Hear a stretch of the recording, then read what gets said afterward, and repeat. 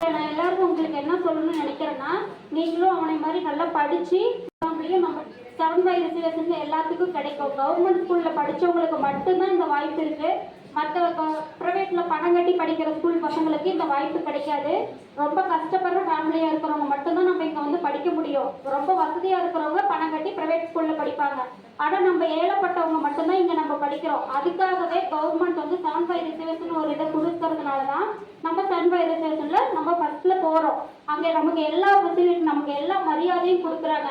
இதே பிரைவேட் ஸ்கூல்ல அந்த காலேஜுக்கு போகணும்னா 1 இயர் கோர்ஸ் பண்றாங்க. டியூஷன் மாதிரி தனியா போயிட்டு ஃபீஸ் கட்டி 1 லட்சம் ரூபாய் ஃபீஸ் கட்டி அந்த இடத்துக்கு வந்திருக்காங்க. என் பையன் எல்லா ஃப்ரெண்டுகிட்டையும் பேசியிருக்கான். போய் கேட்டதுக்கு இந்த சென்டர்ல போய் படிச்சேன், அந்த சென்டர்ல படிச்சேன், எல்லாம் பெரிய சென்டர். அந்த சென்டர்ல 1 லட்சம் ஃபீஸ் கட்டி படிச்சு அந்த எக்ஸாம் எழுதி வந்திருக்காங்க. ஆனா என் பையன் எந்த சென்டருக்கும் நான் எந்த டியூஷனுக்கும் அனுப்பல, எங்கேயும் போக கிடையாது. ஒரே ஒரு ஸ்கூல் இங்க சந்தாண்டி ஸ்கூல் மட்டும்தான் வருவான். வேற எங்கேயுமே அனுப்பல. நான் ரொம்ப ரொம்ப நன்றி தெரிவிச்சுக்கிறேன் மேம். நீங்களுக்காக நான் ரொம்ப மனமார்ந்த நன்றி மேம். நீங்க எவ்வளோ ஹெல்ப் பண்ணுங்கிறது என் பையன் அந்த இடத்துல போய் நிற்கும் போது தான் நான் அதனுடைய இதை உணர்ந்தேன். அதே மாதிரி நீங்களும் நல்லா படிக்கணும், நல்ல ஒரு இடத்துக்கு வரணும்.